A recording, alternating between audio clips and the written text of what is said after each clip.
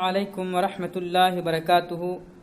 محترم دینی بھائیوں، بزرگوں، ماؤں بہنوں، آج آپ کی خدمت میں ایمانیات کا نیا سبق لے کر حاضر ہوئے ہیں، اور اس سے پہلے کئی سارے اسباق گزر چکے ہیں۔ آپ تمام سے گزارش ہے کہ اگر ان اسباق کے دوران کوئی نیا ممبر ہمارے گروپ میں شامل ہو گیا ہو یا کسی نے ہمارا یوٹیوب چینل سبسکرائب کیا ہو تو وہ لوگ پچھلے تمام اسباق کو یوٹیوب چینل پر دیکھ سکتے ہیں۔ اور اس کے ساتھ ساتھ ان لوگوں کے لیے ایک ہدایت ہے جن لوگوں نے ابھی تک ہمارے یوٹیوب چینل کو سبسکرائب نہیں کیا ہے، وہ جلد سے جلد ہمارے یوٹیوب چینل کو ضرور سبسکرائب کریں۔ انشاءاللہ ان کو ہمارے اس چینل میں دینی، علمی، فقہی معلومات کا ذخیرہ حاصل ہوگا، اور ساتھ ہی ساتھ بیل کا بٹن بھی ضرور کلک کیجئے تاکہ آپ کو ہماری روزمرہ کی تمام نئی ویڈیوز آسانی سے حاصل ہو سکے۔ تو انشاءاللہ آج ہم پھر سے ہمارے دینیات کے طلباء و طالبات کے ساتھ آپ کی خدمت میں ایمانیات کا ایک نیا سبق پیش کرنے جا رہے ہیں۔ اللہ تعالی ہمیں اور آپ کو، ان تمام بچوں کو ان باتوں پر عمل کرنے کی توفیق عطا فرمائے، آمین۔ میرے دینی بھائیوں، بزرگوں، ماؤں بہنوں، آج کے سبق کا عنوان ہے مشرک کون ہیں اور شرک کیا ہے۔ کیا ہے ٹاپک آج کا؟ مشرک کون ہیں اور شرک کیا ہے۔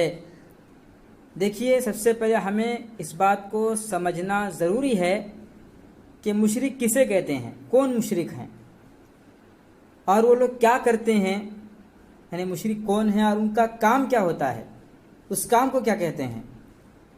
خدا کی خدائی میں، اللہ تعالیٰ کی وحدانیت میں کسی اور کو شریک کرنے والے مشرک ہیں۔ سمجھا آپ؟ دیکھیے، انسان کو کس نے پیدا کیا؟ اللہ تعالیٰ نے پیدا کیا۔ اگر کوئی یہ کہتا ہے کہ نعوذ باللہ کہ اللہ نے ایک ہاتھ بنایا اور کسی اور نے ایک ہاتھ بنایا، اللہ نے آدھا انسان بنایا اور آدھا انسان کسی اور نے بنایا، تو ایسا کوئی کہنے والے ہوتے ہیں تو ان کو کون کہتے ہیں؟ مشرک کہتے ہیں۔ کیا کہتے ہیں ان کو؟ مشرک۔ کوئی یوں کہتا ہے کہ بارش سے، آسمان سے بارش تو اللہ برساتا ہے لیکن زمین میں درخت کوئی اور اگاتا ہے، تو کیا اس کو کیا بولیں گے؟ ایسے کہنے والے کیا بولیں گے؟ مشرک کہیں گے، اور ایسا کہنے کو شرک کہیں گے۔ یہ جو کام اللہ تعالیٰ کرنے والے ہیں، تمام چیزوں کو پیدا کرنے والے، عزت دینے والے، ذلت دینے والے، زندگی دینے والے، موت دینے والے، بیماری دینے والے، شفا دینے والے، ہر چیز کو کرنے والے اللہ تعالیٰ ہیں۔ اگر کوئی ان چیزوں میں اللہ کا پارٹنر کسی کو قرار دیتا ہے، یہ کہتا ہے کہ اللہ تعالیٰ ان چیزوں کے بنانے میں کسی اور کے محتاج ہیں، اللہ کے اکیلے کے بس کی بات نہیں، نعوذ باللہ کوئی اس طرح کہتا ہے، تو کہنے والا کون ہے؟ مشرک ہے۔ کیا ہے؟ مشرک۔ ایسے شخص کو مشرک کہتے ہیں۔ اور جو کام اللہ تعالیٰ کر رہے ہیں، اس کام کے کرنے میں کوئی اور شریک ہے اور وہ اس کام کو کر رہا ہے، اس طرح کے بات کہنے کو شرک کہتے ہیں۔ سمجھے؟ اس طرح کے عقیدے کو دل میں، دماغ میں رکھ کر جو زندگی گزار رہا ہے اور اس کا یہی ایمان ہے، تو یہ شرک ہے۔ تو ہم سب کو اللہ تعالیٰ مشرک ہونے سے بچائے اور شرک کرنے سے بچائے، آمین بولو، آمین۔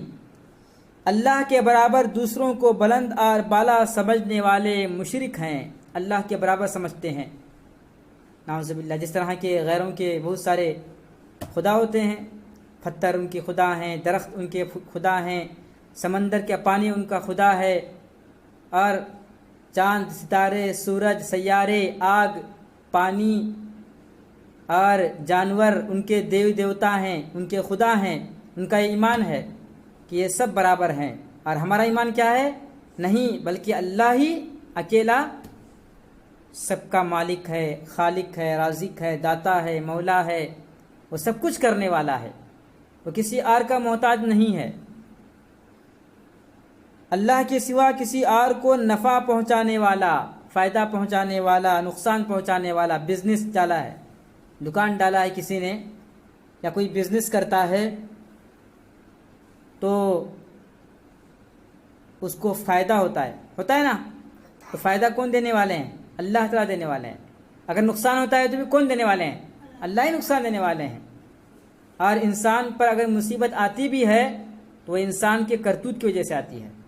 انسان برا کرتا ہے، بزنس اچھے سے کرتا نہیں ہے، حرام طریقے سے کماتا ہے، لوگوں کو دھوکہ دے کر بیچتا ہے، خریدتا ہے، لوگوں کے سامنے جھوٹ بولتا ہے، خیانت کرتا ہے، جس کی وجہ سے اللہ تعالیٰ اس کے مال میں برکت نہیں عطا کرتے ہیں اور اس کا کاروبار ٹھپ پڑ جاتا ہے. اس کا کاروبار نفع کے بجائے نقصان میں پڑ جاتا ہے. تو نقصان اس لیے ہوا کہ اس نے خیانت کی، اللہ تعالیٰ اس کو سزا دے رہے ہیں. تو نفع اور نقصان کے مالک کون ہے؟ کون ہے نفع نقصان کے مالک؟ کون ہے؟ صرف اللہ تعالیٰ ہے. کون ہے؟ صرف اللہ تعالیٰ ہی نفع نقصان کے مالک ہیں. اب دیکھو، تکلیف دینے والا کون ہے؟ اللہ تعالیٰ ہے. آرام دینے والا کون ہے؟ اللہ تعالیٰ ہے. روٹی دینے والا کون ہے؟ بس کیا ممی یہ بولیں گی، کون دینے والے ہیں روٹی؟ اللہ تعالیٰ دینے والے ہیں. بولو. پانی دینے والا کون ہے؟ اللہ دینے والے ہیں.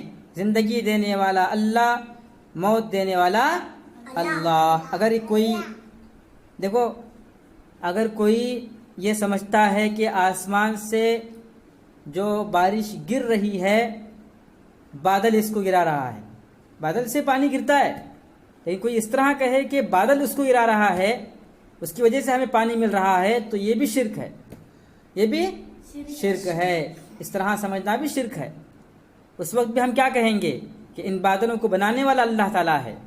اگر اللہ تعالیٰ ان بادلوں میں طاقت نہیں دیتے پانی برسانے کی تو کہاں پانی برستا ہے نا. اللہ تعالیٰ ہوا میں اڑا دیتے اسے بس. اور ایسی جگہ پر برستا پانی جہاں پر انسانوں کو پانی ملنا آسان نہیں ہوتا، جہاں سے پانی ملنا آسان نہیں ہوتا، تو اللہ تعالیٰ وہاں برساتے ہیں جہاں انسانوں کو ضرورت ہے، اور جہاں برسانے سے انسانوں کو نقصان نہیں پہنچتا ہے، اور جتنا برسانا اتنا برساتے ہیں. کبھی کبھار ہم دیکھتے ہیں خاص کر کے آج کل کے جو واقعات ہوئے ہیں، کچھ مہینے پہلے پانی بھر گیا تھا ہے نا، ہر طرف سے کئی مکانات گر گئے. یہ بارش گرنے کی جگہ پر ہی بارش گری ہے، لیکن زیادہ بارش گری. زیادہ بارش گرنا اللہ کی طرف سے عذاب ہے، آزمائش بھی ہو سکتی ہے. اور بارش گرنے کی طرح ہی برابر گر رہی ہے مقدار میں تو وہ رحمت ہے. کیا ہے؟ اللہ کی رحمت ہے. تو بارش اللہ کی رحمت بھی ہے اور بارش اللہ تعالیٰ کی طرف سے زحمت بھی ہے. رحمت اللہ کے نیک بندوں پر ہوتی ہے اور زحمت اللہ کے نافرمانوں پر ہوتی ہے. لیکن جب اللہ کا عذاب آتا ہے تو سب پر آتا ہے، ماننے والوں پر بھی آتا ہے. دیکھتے ہیں ہم نماز لوگ پڑھ رہے ہیں، روزہ رکھ رہے ہیں، اچھے اچھے کام کر رہے ہیں، لیکن ان پر بھی مصیبت آتی رہتی ہے، ان کے لیے آزمائش ہے. تو یہ ان چیزوں کے کرنے کا اگر ہم سوچیں کوئی اور کرنے والا ہے، روٹی دینے والا کوئی اور، تکلیف دینے والا کوئی اور، پانی دینے والا کوئی اور، زندگی دینے والا کوئی اور، موت دینے والا کوئی اور، ہاں فائدہ نقصان دینے والا کوئی اور سمجھتے ہیں، تو یہ سمجھنا شرک ہے.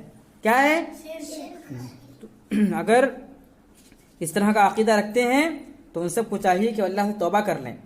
اللہ کے سوا کسی دوسرے کے سامنے سجدہ کرنا شرک ہے. کیا ہے؟ شرک ہے. کوئی جا کے سجدہ کرتا ہے کسی انسان کو، کسی جانور کو، پتھر کے سامنے، بت کے سامنے. انسان مر گیا اس کو بھی سجدہ کر رہا ہے، چاہے وہ کتنا ہی بڑا نیک کیوں نہ ہو، لیکن سجدہ صرف کس کو کرنا ہے؟ اللہ تعالیٰ کو کرنا ہے. اب کوئی کہتے ہیں دیکھو آدم علیہ السلام کو سجدہ کیا، کون کیا؟ آدم علیہ السلام کو تمام فرشتوں نے سجدہ کیا، تو انسان کے لیے سجدہ کرنا جائز ہے.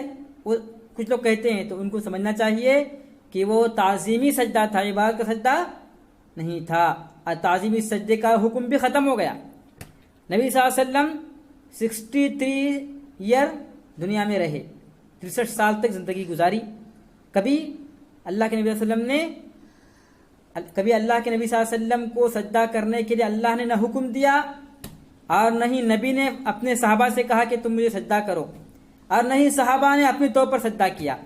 یہاں تک کہ نبی صلی اللہ علیہ وسلم دنیا سے چلے گئے، ان کی قبر اطہر موجود ہے مدینے میں. صحابہ کرام جب تک زندہ رہے کبھی سجدہ نہیں کیا نبی صلی اللہ علیہ وسلم کی قبر کو.